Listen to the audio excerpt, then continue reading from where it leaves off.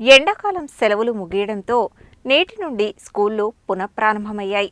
దాదాపు నెలన్నర పాటు ఆటపాటలతో సంతోషంగా గడిపిన పిల్లలు బడిబాట పట్టారు. ఉమ్మడి నల్గొండ జిల్లా వ్యాప్తంగా 4,381 ప్రభుత్వ, ప్రైవేటు పాఠశాలల్లో 5 లక్షల మందికి పైగా విద్యార్థులు చదువుతున్నారు. నేటి నుండి 2026-27 విద్యా సంవత్సరం ప్రారంభం కానుండగా ఇక అన్ని పాఠశాలలు విద్యార్థులతో సందడిగా దర్శనమిచ్చాయి. విద్యా క్యాలెండర్ ప్రకారం ప్రభుత్వ పాఠశాలల్లో మన ఊరు మన బడి, మన బస్తీ మన బడితో మౌలిక వసతులు, ఇతర సౌకర్యాలు కల్పించి సిద్ధం చేసి విద్యార్థులకు స్వాగతం పలికారు. ఈ విద్యా సంవత్సరం మన ఊరు మన బడిలో భాగంగా ప్రతి హైస్కూల్ విద్యార్థికి ఉచితంగా నోటు పుస్తకాలను ప్రభుత్వం అందిస్తుంది.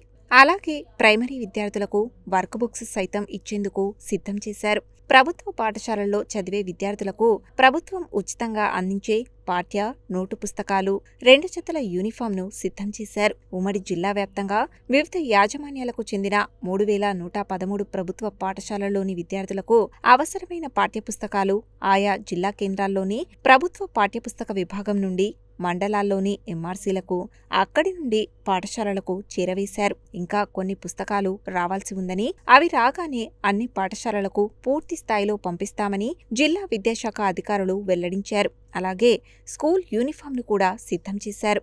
బడి ప్రారంభమైన తొలి రోజే ఇచ్చేందుకు సన్నద్ధమయ్యారు.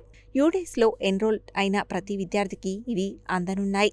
ఉమ్మడి జిల్లాలో ప్రభుత్వ, ప్రైవేటు యాజమాన్యాల పరిధిలో 4,381 పాఠశాలలు ఉన్నాయి. వీటిలో 5 లక్షలకు పైగా విద్యార్థులు విద్యను అభ్యసిస్తున్నారు. వీరికి నూతన విద్యా సంవత్సరంలో స్వాగతం పలికేలా పాఠశాలలను ముస్తాబు చేశారు. అంతేకాకుండా ప్రైవేటుకు ధీటుగా ప్రభుత్వ పాఠశాలల్లో మౌలిక వసతులు కల్పించి సిద్ధం చేశారు.